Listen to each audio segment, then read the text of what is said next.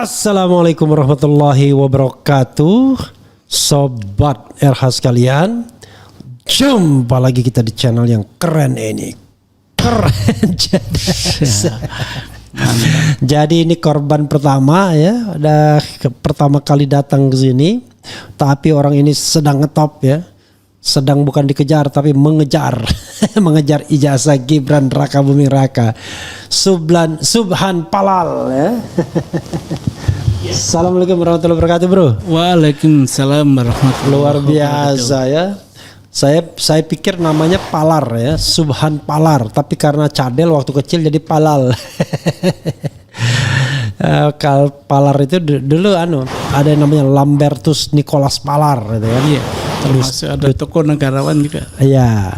Mr. Palar. Ya, Mr. Palar gitu. Gara-gara bilang cadel jadi Mistel. Bro, iya. Makasih ya sudah memenuhi undangan saya. Iya, Pak. Pasti orang pengen tahu siapa namanya Subhan Palar gitu, Palal ya. Tapi Palal tuh nama Anda atau nama orang lain? Nama orang tua. Nama orang tua ya. Oke. Tapi orang tua berasal dari Jawa. Oh, Jawa juga. Iya, Surabaya.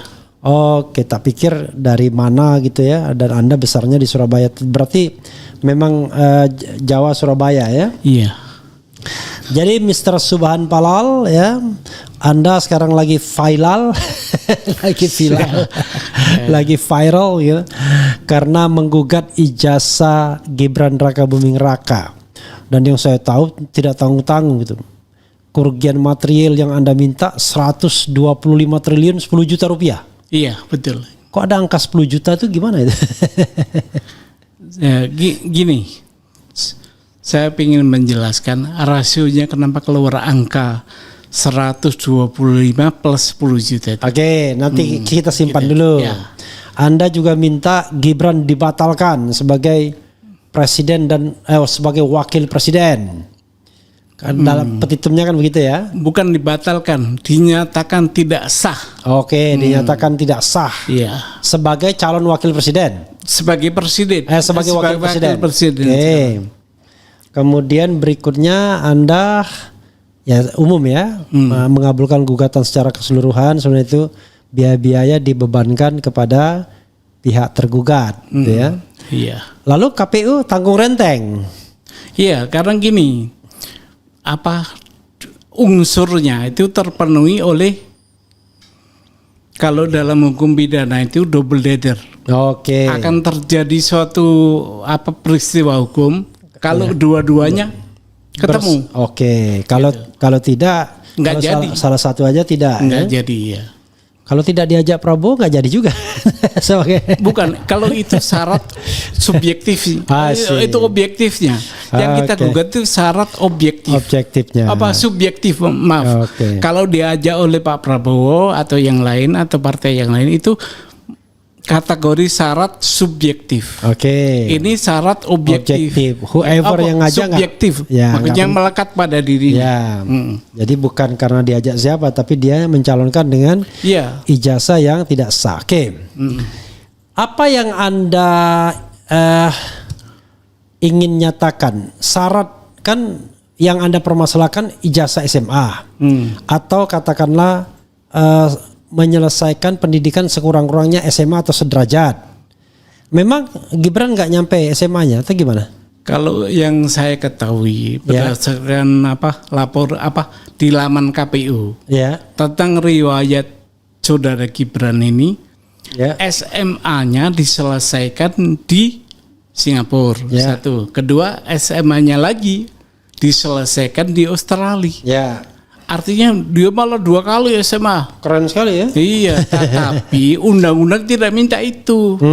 Undang-undang minta hanya lulus atau tamat sekolah. Ya. Nah, orang dinyatakan tamat sekolah di negeri kita ini kan ijazah. Ya. Apakah ada yang lain? Ya. Yang lain. Ya. Maka tanda tamat saja yang diminta itu, tanda tamat, bukan tanda berpikir lagi. Iya. Ya, kalau tanda berpikir itu Rocky Gerung gitu. Ya.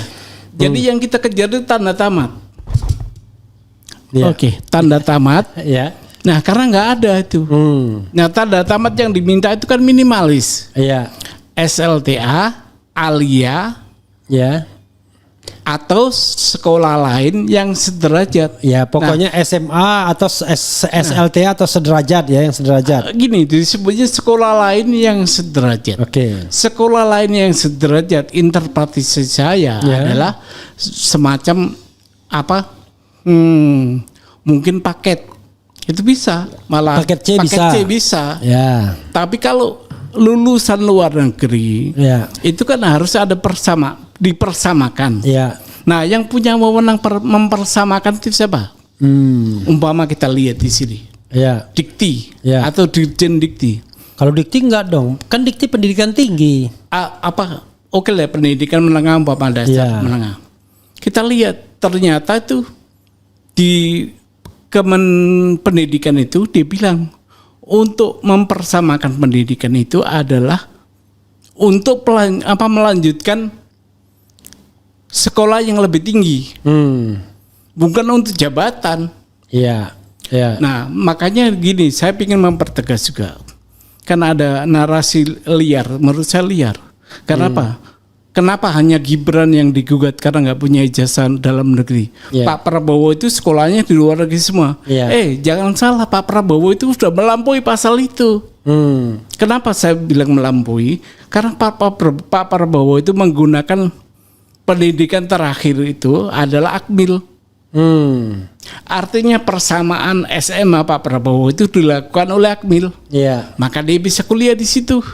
Nah, ijazahnya yang terakhir di Akmil itulah yang dipakai ke KPU. Memang SMA Pak Prabowo nggak di Indonesia? Enggak.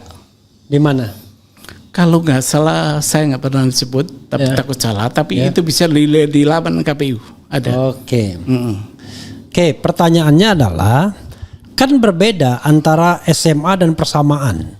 Oke, misalnya di SMA di luar negeri ada yang namanya, bisa saja orang kemudian elementary school ya kan, SD-nya karena ikut bapaknya, atau misalnya dia karena bapaknya ngambil 5 tahun dia menyelesaikan SMP-nya di Amerika Serikat misalnya. Ya, bisa, nggak masalah. Kemudian SMA-nya di luar negeri. Tapi betul-betul sekolah SD, SMP, SMA, bukan persamaan. Kursus atau persamaan. Karena kan dia di macam-macam lah, ada di Bradford lah, ada di UTS lah gitu ya. Nah, yang Anda ketahui bahwa Gibran ini nggak punya ijazah dalam SMA, dalam negeri. Dalam negeri nggak punya. Di laporannya di KPU nggak ada. Nggak ada. Yang dia laporkan apa? Itu tadi. Tiba-tiba SMA sekian tahun di Singapura. Iya. SMA lagi sekian tahun di Australia. Nggak ngaku S1 dia, enggak.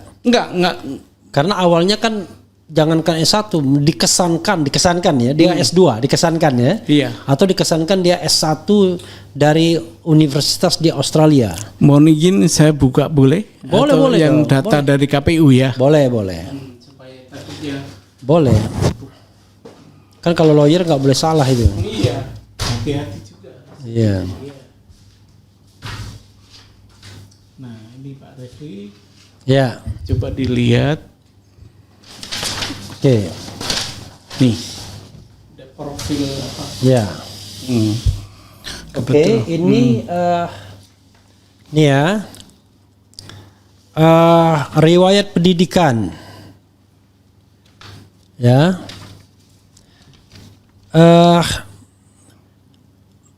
Motif riwayat pendidikan Gibran ya. Jenjang pendidikan, nama institusi SD Negeri Mangkubumen Kidul 16. Tahun 1993-1999, 6 tahun. Kemudian SMP Negeri 1 Surakarta 1999-2002. Oke. Nah, kemudian SMA ya kan? Orchard Park Secondary School Singapore ya kan? 2002-2004. 2 tahun aja dia. Terus SMA lagi itu. Kemudian SMA UTS Insert Sydney 2004-2007. 3 tahun SMA lagi. Yeah. Kemudian S1 balik lagi di Singapura, MDIS Singapura ya. Yang nggak ngerti ini ya, 2007-2010. Nah, ini yang kemudian riwayat pendidikan inilah yang meragukan ya. Gitu. Jadi dia mengakui pendidikan dia sebagai S1 gitu. Kalau S1-nya dalam negeri itu kejadiannya sama dengan Pak Prabowo, tapi ini enggak. S1-nya malah di Singapura lagi, balik lagi dia. Ya, ini kan bukan soal begini, soalnya adalah soal kejujuran ya, mengisi daftar riwayat hidup. Riwayat pendidikannya Riwayat begitu. pendidikan. Iya, itu nampak begitu. Oke, ini ya. Nah ini Bapak ambil Di portal KPU. portal KPU. Oke. Pendidikan terakhir nggak jelas di sini. Dia jadi ngakunya S1 dari MDIS Singapura ya. Oke, kasih ke Reski. Coba kamu foto ini ya, nanti diinikan. Ya. Jadi, oke. Nah, berdasarkan ini, maka klaim Pak Subhan dia tidak memenuhi syarat. Iya, betul. Tidak memenuhi syarat pendidikan SLA atau Iya, SLT yang diminta oleh undang-undang itu Iya. kan Ya, itu. SLTA dan sederajat gitu ya. Itu di fotokopi itu ya. Itu ditampilkan. Oke. Nah, lalu pertanyaannya adalah sayangnya dulu waktu kita menggugat ke MK, kita nggak tahu ini. Ya kan belum muncul. Cuma sepoi-sepoi, konsentrasi kita pada angka dan data kan. Iya, betul. Saya pada waktu itu termasuk salah satu lawyernya. Tapi maksudnya lawyer yang menggugat kemenangan itu. Nah, tapi yang jadi masalah adalah ketika kemudian sudah dilantik, Pak Subhan coming from behind ya, datang dari belakang. Orang tanya, ini apa sih motivasi Pak Subhan ini ya? Apalagi kapan masukkan gugatan? Tanggal 28 Agustus. Lagi ribut-ribut ya kan? 28 Agustus itu. Tapi gini Pak Raffi, Oke. sebelum sampai ke PN. Ininya Ya, apa ya? sebelum sampai ke PN, saya coba menggunakan upaya hukum lain. Pertama saya somasi untuk mundur dulu. Oke. Begitu juga ke KPU. Untuk alat saya ke PT UN. I see. Ternyata di PT UN kena proses dismissal. Ya. Sehingga Sudah telat. di NO Ya, udah telat waktu 90 hari. 90 hari. Maka saya bawa ke PN dengan konsepsi perbuatan melawan hukum.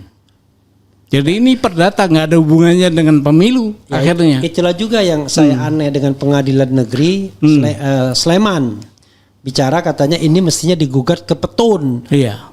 Soal ijazah Jokowi. Gimana mau gugat ke Petun? Petun bilang Waktunya udah habis. Udah lampau waktu. Ini ada hubungannya nanti. Ya. Kenapa Tun bilang begitu? Itu Ya. normatif Ya. karena undang-undangnya begitu.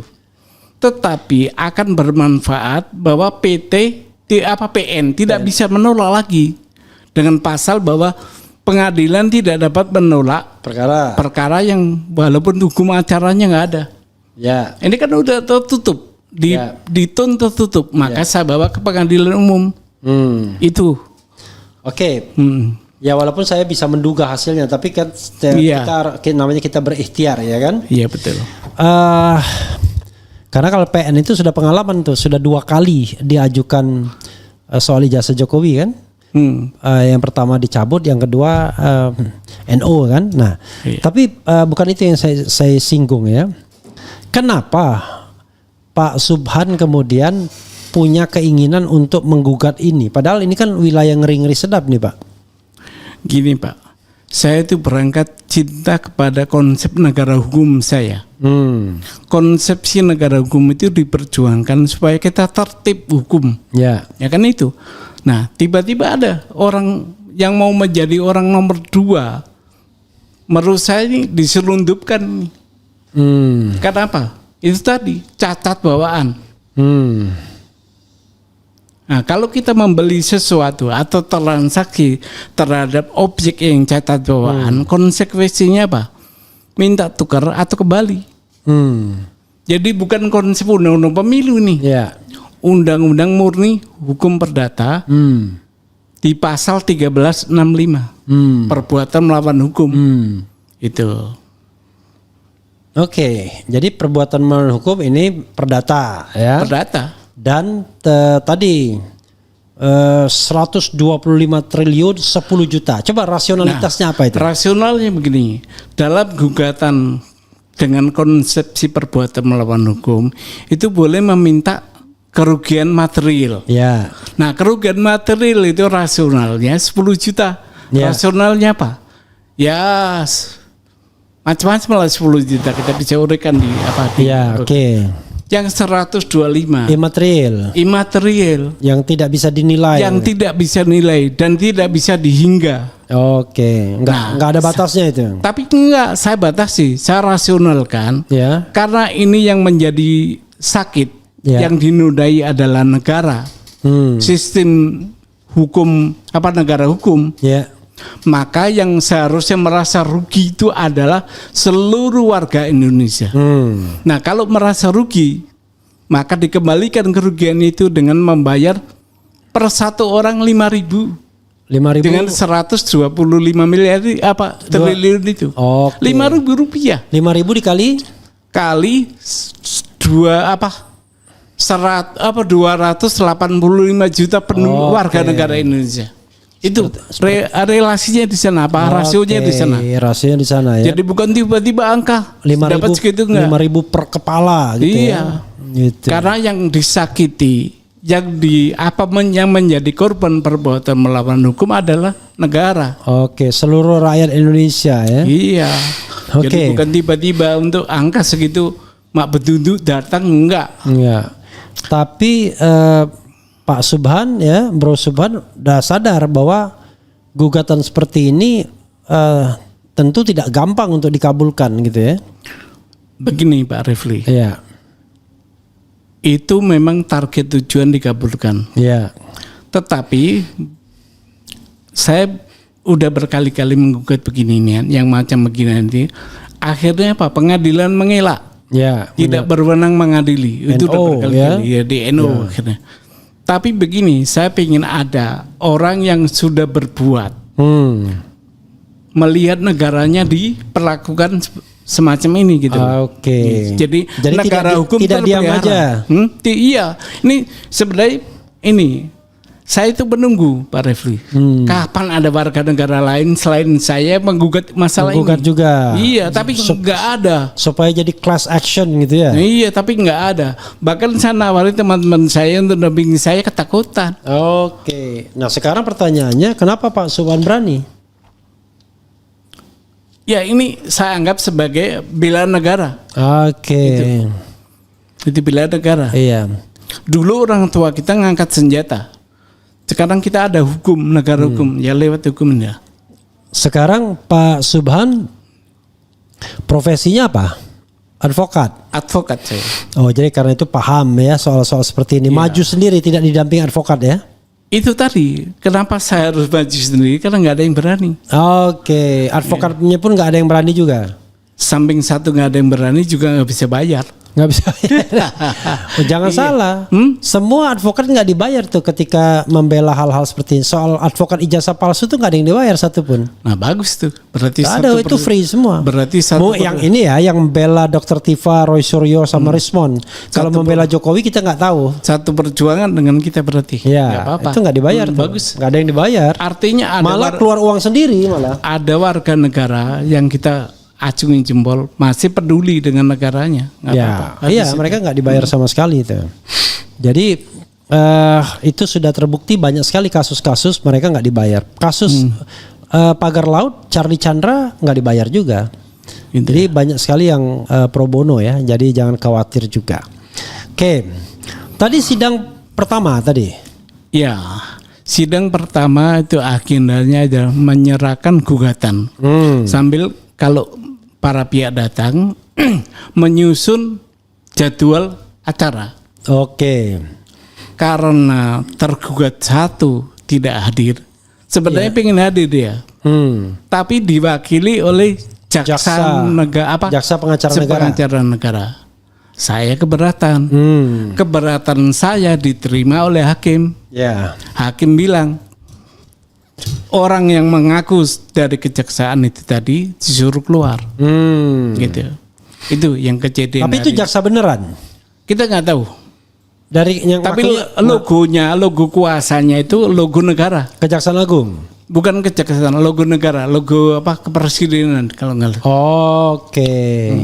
Tapi dia mengaku dari kejaksaan Oke. sebagai pengacara negara. Jadi surat kuasanya dari Gibran barangkali. Iya. Kemudian Diberikan diwakilkan oleh Gibran kepada kepada kejaksaan, jaksa pengacara negara. Coba kalau diberikan kepada lawyer pribadi kan nggak boleh. Boleh, karena gini, gugatan saya ini pribadi, bukan bukan gugatan Gibran sebagai wakil presiden. Ya kalau dia gratis kan terima gratifikasi artinya dia. Makanya tadi di antara saya bilang begitu. Kalau mau dilanjut, saya panggil KPK. Oke. Iya gitu. Ya tapi kalau dia pengacara swasta nggak dibayar, pengacara kan banyak cutu orang mau cari muka kan dekat-dekat dengan kekuasaan, Ya, itu menawarkan jasa free padahal kalau free kepada Dr. Tifa nggak ada masalah karena dia bukan pejabat. Tapi kalau free kepada wakil presiden nggak boleh karena itu gratifikasi ya, artinya. kondisi sekarang ya, unconditionalnya wapres ya. Iya, gitu. Oke. Baik. Karena itu kalau nanti ada yang mewakili wapres tanya ini dibayar secara profesional atau gratis. Kalau gratis itu berarti Anda memberi gratifikasi itu. Nggak boleh. Jadi gini, saya boleh berpesan melalui Pak Refli. Boleh. Saya lagi butuh saksi ahli. Oke, ahli apa? Ahli satu tuh ahli tentang kemenangan. Oke, kompetensi. Nanti kita mau lihat apakah KPU berwenang memberikan penyetaraan itu. Itu satu. Oke. Kedua, kita ingin yang ahli perundang-undangan dan penafsiran undang-undang. Oke. Apakah yang disebut dengan sekolah lain yang sederajat itu termasuk sekolah luar negeri? Ya. Itu. Hanya itu. Oke. Kalau bukti lain, insya Allah ya itu ya. Bukti yang dari KPU aja itu udah. Cukup. Syukur kalau ada yang lain. Pertanyaan saya adalah, Bapak yakin bahwa ini akan sampai pembuktian? Yakin. Saya yakin. Oke, kalau yakin ya memang harus disiapkan kan? Iya. Paling minimal keterangan saksi ada gak?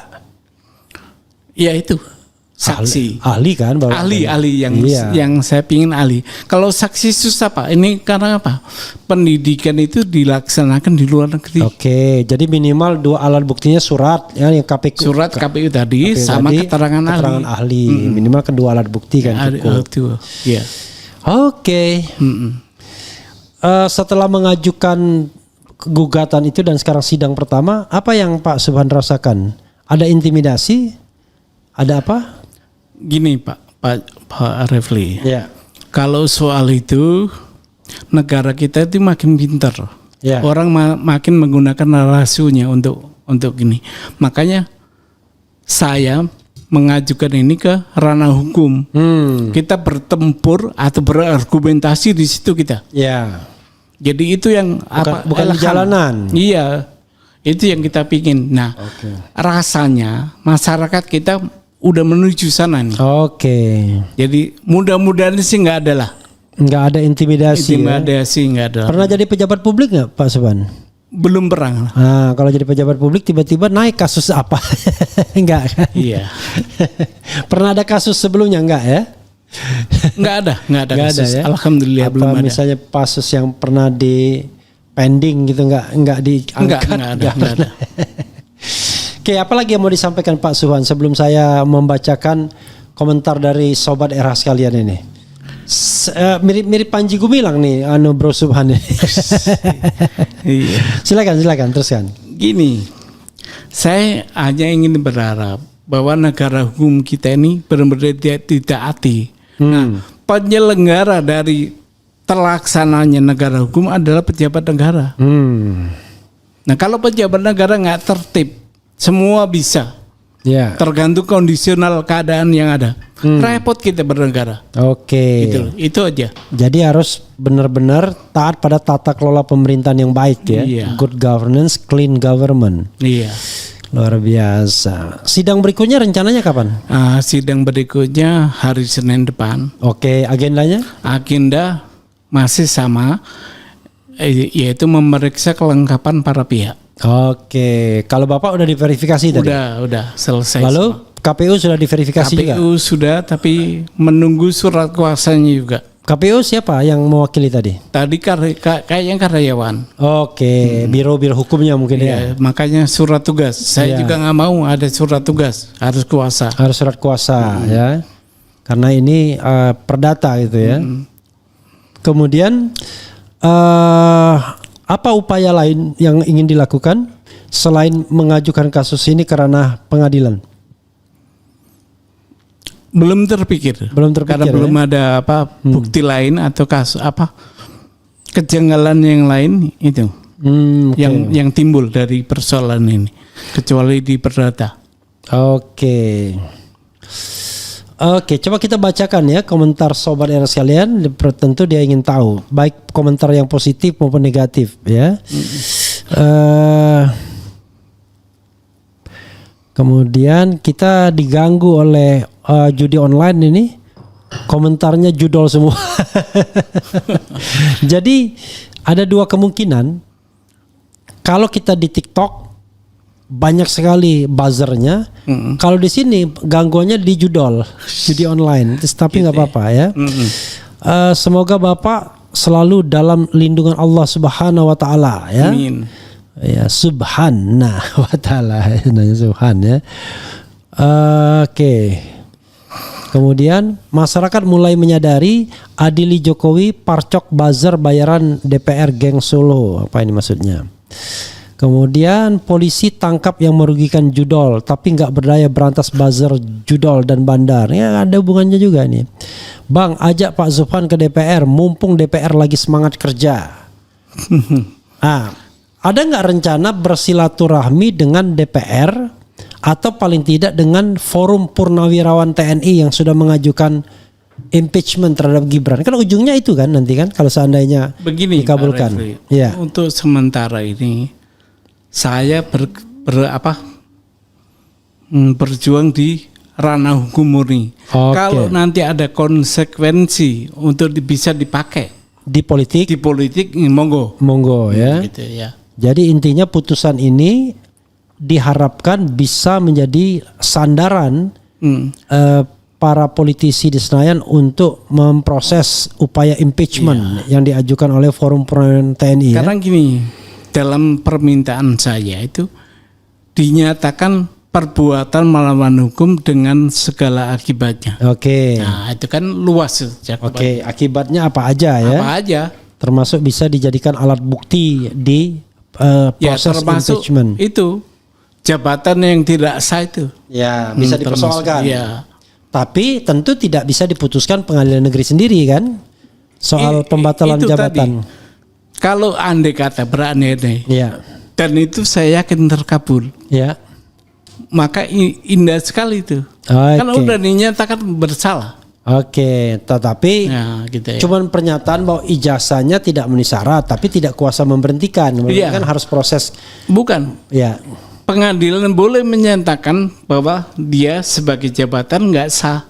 Ya. Kenapa? Cacat bawaan tadi. Ya, begitu tidak sah, tapi dia kan nggak bisa diberhentikan. Nggak bisa. Berhentikannya nanti. Nah, politik dah. Politik, gitu, yang proses jalan, politik dan hukum. Oke, biar clear, biar pengadilan juga nggak ragu-ragu kan. Nah, gitu. Jadi bukan dia- DPR juga Ya, nggak akan ragu. ya, Udah ada perbuatan melawan hukum di situ. Ya, oke Pak Subhan. Jadi sekali lagi Anda mempermasalahkan riwayat pendidikan. Sekali lagi kita sebutkan tuh, ditampilkan tuh setelah Ya. di ini.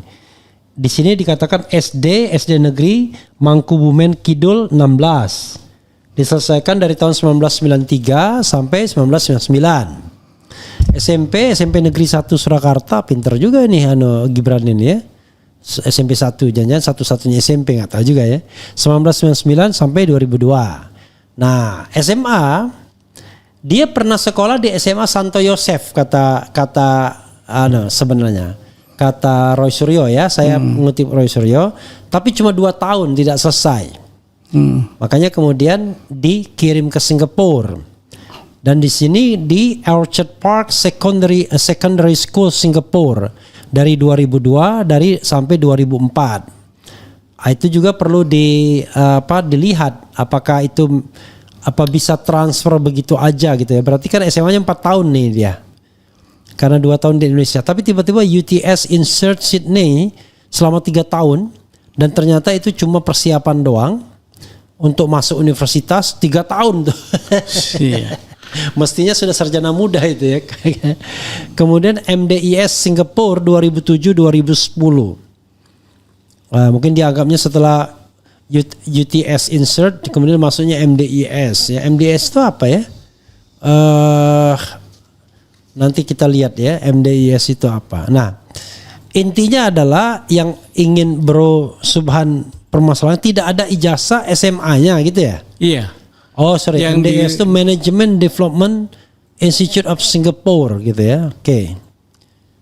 Oh ini MDIS University of Bradford. Nanti Mas Roy itu yang banyak tahu soal ini Bradford.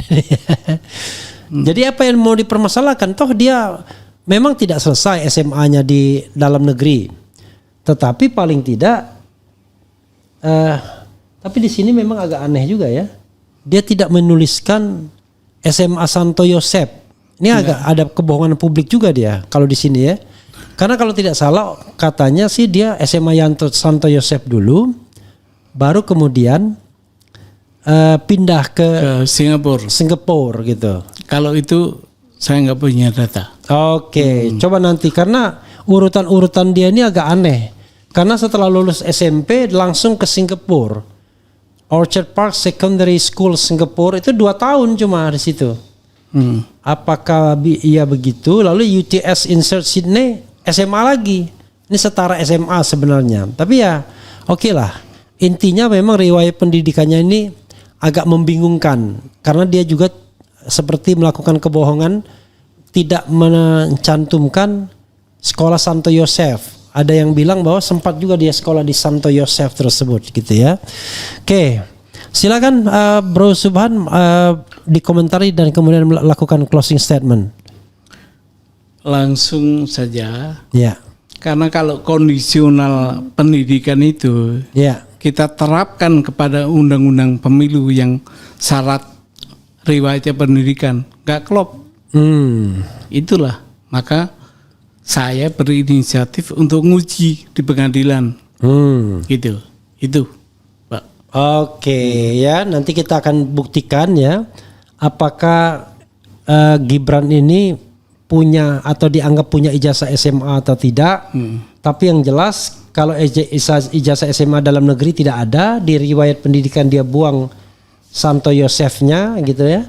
Kemudian SMA-nya jadi 2 kali di SMA di Singapura dan di Australia, tapi nanti kita lihat kebenarannya. Sebenarnya kan ini kan yang diinput oleh KPU yang benar tuh yang dia serahkan sendiri ininya biodata dia kan, bagaimana dia menuliskan biodata itu, apakah ada kebohongan atau tidak? Karena SMA ya Santo Yosef yang tidak lulus itu nggak ada di sini ya. Ini yang jadi masalah juga ya. Begitu Bro Subhan ya. Baik, terima kasih Pak. Mau menyampaikan closing statement? Ada yang ingin unek-unek yang mau disampaikan lagi barangkali? Saya berharap mudah-mudahan perkara ini sampai pembuktian. Oke. Itu aja. Soal kalah menang nanti biar Pak Hakim yang memutus ya. Tapi sampai kepada pembuktian. Oke. Itu harapan Pak Subhan karena ternyata pengadilan kita kalau soal ijazah ini agak mahal. Sampai pembuktiannya mahal gitu. Oke. Begitu ya saudara sekalian, mudah-mudahan bermanfaat. Dan sekali lagi kita akan lihat ini pengadilan tempat mencari keadilan, bukan tempat mencari ketidakadilan ya kan, dan mencari kebenaran juga kan. Oke, mudah-mudahan seperti harapan Bro Subhan ini bisa sampai pada tahap pembuktian dan vonis yang menangkan atau lebih berpihak kepada Bro Subhan. Tapi ya apapun yang terjadi itu tetap siap ya, dan tolong ya jawab data dengan data, jawab argumentasi dengan argumentasi. Betul. Jawab argumen dengan argumen, jangan dengan sentimen gitu ya. Iya. Oke, silakan. Wah, mudah-mudahan terus maju ya. Jangan kendor. Dan ini barangkali bisa menjadi entry point juga bagi bapak-bapak purnawirawan TNI yang sudah mengajukan impeachment ke DPR. Dengan data ini barangkali ada hal yang bisa dipermasalahkan juga. Wassalamualaikum warahmatullahi wabarakatuh. Waalaikumsalam warahmatullahi wabarakatuh. Dia.